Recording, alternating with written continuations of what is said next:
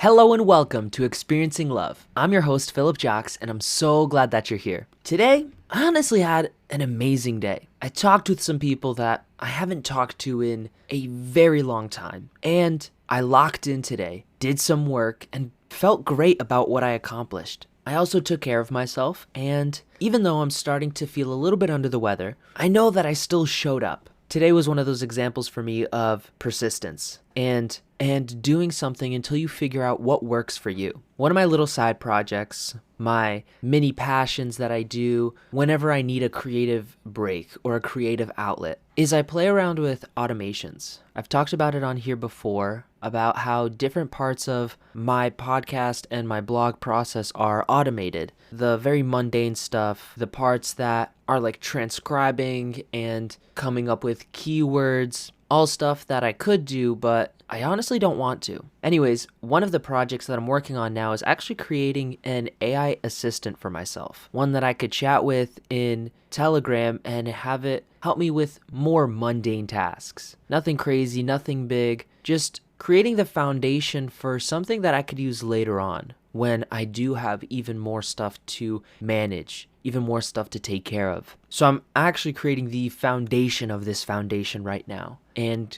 creating the very first parts of this AI. It's truly something that I'm creating from scratch without having to learn an entire coding language. I'm able to use tools like ChatGPT and Google Drive and Google Calendar and all these different things to make my life a little bit easier. And I created one today that was as simple as check my calendar. Check my calendar for a certain event at a certain time. Persistence came into play today because it was not working in the way it was supposed to. There was formatting errors and other issues left and right, but I locked in today to a level that I haven't locked into in a while. One thing that definitely helped was changing my environment, and I've been doing work in a different part of my house like I mentioned earlier, and I put on some music, put in my headphones. I could not hear anything else going on, and I made an agreement with myself that I wouldn't leave that spot until I figured it out. And I guess I'm really happy and proud of myself because I did exactly that. It took me nearly 4 hours today to figure out all these formatting errors and all these back-end stuff. Pretty much I'm learning how to do this from no prior experience. And so even though this specific sub-project took me so long,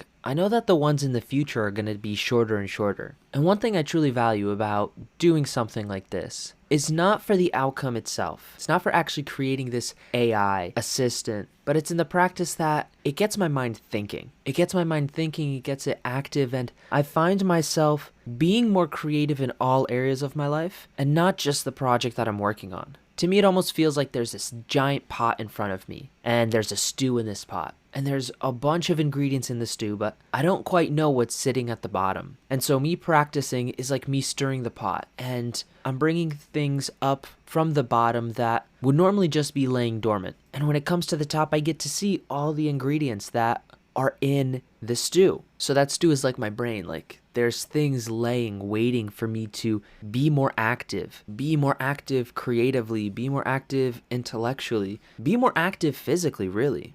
And then when the ideas pop up, I grab them, write them down, make sure that I give myself the opportunity to implement it later. So I'm really happy about that. And also what I mentioned before about talking with friends that I haven't talked to in a while, it always feels good to me to connect with other people. I don't know about you, but I have a tendency to isolate. I isolate especially when things get tough, when challenges or obstacles pop up into my life and I practice making them into opportunities. I isolate myself. And it's not always like that, but it's enough where I notice. And when I isolate myself, I feel lonely and I don't feel that love and connection, and I'm not meeting one of the crucial 6 needs that I have at the top of my list. I have a lot of certainty and variety in my life. I practice that all the time. Significance I create for myself. I usually give that to myself when I do stuff like this podcast and I journal and just the voice in my head. I value myself and I feel significant is truly the best way to put it. I'm always learning, I'm always growing. And so I guess it's the last 2, love and connection and contribution. When I isolate myself, it's much more challenging for me to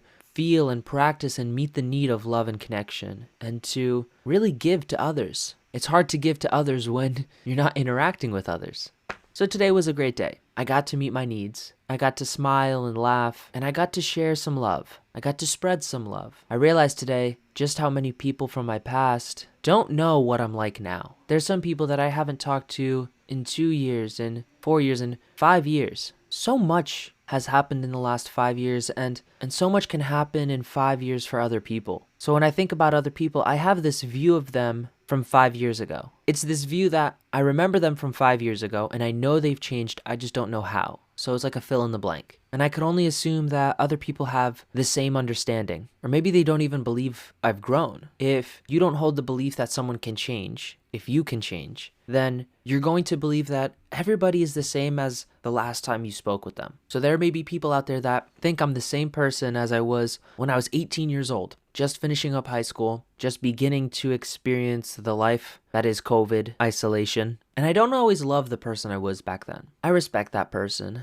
and I love that person as a human, and that all humans deserve love. All things deserve love. And some of the actions from my past were not my favorite, are not my favorite. It's something I live with. It's something I have reconciled with, and to many people I've made amends. And I know there's other people that I haven't made amends to. They're not in my life anymore. There's some people that I think about apologizing to and bringing it up, and yet I had this one experience that makes me skeptical to do so. When I was first starting this journey and I was really focusing on myself and making my first rounds of amends, there was one person I reached out to and I apologized to, and I got a response that was similar to, and what's your intention for apologizing? What's the reason that you're apologizing? Are you apologizing to make me feel better, or are you apologizing to make yourself feel better? And at that time, I really had to think about it, because I was doing it to make myself feel better. And if you want to make yourself feel better, if that's the only goal, you don't need to actually apologize to someone in person or over the phone. You could do what I've once done as writing a letter, apologizing for everything you've done, and then you never send out that letter. And the reason being because maybe the person that you're seeking forgiveness from, that you want to make amends with, would be more hurt by you coming back into their life. Because that's what happened there. With this person, I pretty much got the response that I was pretty much bringing up something in their life that hurt them, that they were saddened by. And by me apologizing, I wasn't making it better for them. They weren't looking for an apology. They were still hurt. And so I think about that now. When I want to apologize to someone, is it because I'm wanting them to feel better, or is it because I want myself to feel better? By apologizing, am I bringing them down or boosting them up? There's a lot of people doing great right now, and they're doing great right now without me in their life. If I don't intend to be in someone's life for the long term, or even the medium term, then what is the point of starting up that conversation? I don't know, that might be a little controversial, but I also know that some people have been hurt. And yeah, maybe some people need to be hurt in order to experience some growth. I know I've had my fair share of those moments where I saw someone as hurting me, but in reality, they were giving me a gift. And I don't expect people to have that same viewpoint. Some people still see it as hurt is hurt, pain is pain. And I guess I also see it as maybe there are some people in my life that, although I want to make amends with, I don't want them in my life. I don't want them actively in my life. Maybe I would like to be on speaking terms, but it would be once a year, twice a year, wishing each other happy birthday, and then that's about it. We have only so much space for people in our lives. I'm going to throw out a random fact here, and I don't know quite the source or how true it is, but I remember seeing somewhere that we could only really maintain 150 close connections at once. So of all the people in the world, you can only really maintain 150 close connections. And I believe that's an average. So some people it's more, some people it's less. And that gets me thinking, I know I can't have everyone in my life. If I could, then I would 100% make amends with everyone. But the person I want to make amends with, do I want them as my 150? And do they want me as their 150? Maybe I want them, but they don't want me. And if that's the case, then we're not going to be in each other's lives. Relationships, whether they're intimate, whether they're family, whether they're just acquaintances, they're a two-way street. And if only one side is putting in all the effort, then that relationship is on the tracks towards dying. Nothing wrong with that, nothing good with that. It's just the way things are. And that all being said, I do appreciate the moments in my life where someone does come back in. Someone I may not have talked to in a very long time. And I had no clue how they were doing or how to reach them. And yet, we get reconnected. I truly invite anybody that wants to be in my life to step into my life. My doors are open, and I love having conversations. I wasn't always like that.